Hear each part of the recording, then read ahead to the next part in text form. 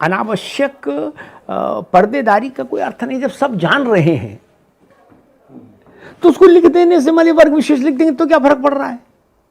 मुजफ्फरनगर में तो सबको पता ही कि क्या हुआ था। अब वहां कोई आदमी वर्ग विशेष लिखे कुछ लिखे उससे। अब दूसरा क्या है कि अब संचार की क्रांति का युग है, तो अब इस तरह की हिपोक्रेसी का कोई वैसे भी जमीन पर असर नहीं है।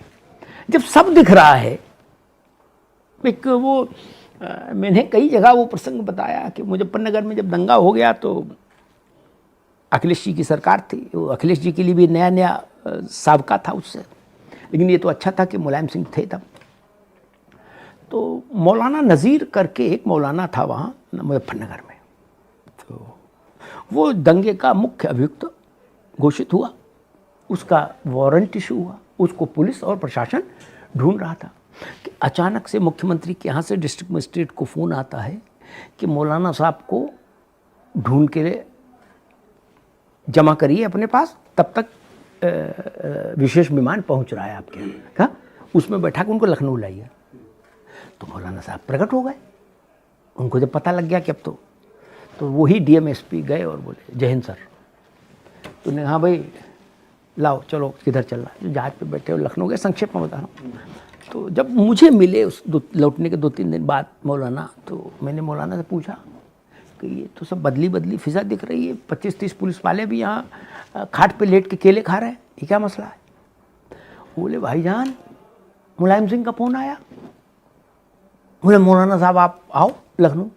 बोले हम गए, अखिलेश यादव भी थे, तो सब बातचीत हुई। उन्होंने कहा मौलाना साहब आप ही को चलाना है, आप ही को संभालना है सब, हैं। अब बोले जब हम चलने लगे तो उन्होंने अखिलेश यादव से कहा कि अखिलेश इनको 22+ सिक्योरिटी दे दो विद एस्कॉर्ट।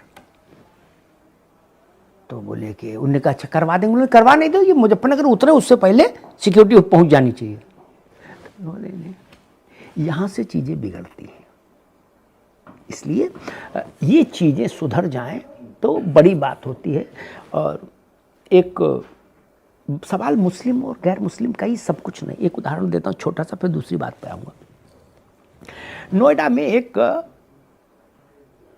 यहाँ का जो एक अपनी संस्कृति है, एक जो अपना ऑरा है, अरोमा है, नोएडा का अपना कल्चर है, उसमें व्यवधान डालने की कोशिश एक उत्पाती ने की, तो टीवी पे खूब चला। महिलाओं को भी उसने थप्पड़ मार दिया अपार्टमेंट में। ठीक,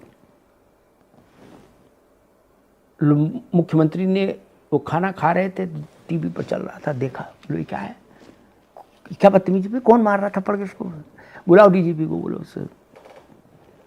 तो लोगों ने समझाया कि साहब ये जाति का एक गणित बताया कि ये पश्चिम का मामला है और फला जात का आदमी है, तो थोड़ा उन्हें ना हम नुकसान फायदा सब झेल लेंगे, इसको अंदर करिए और ठीक ठाक से अंदर करिए।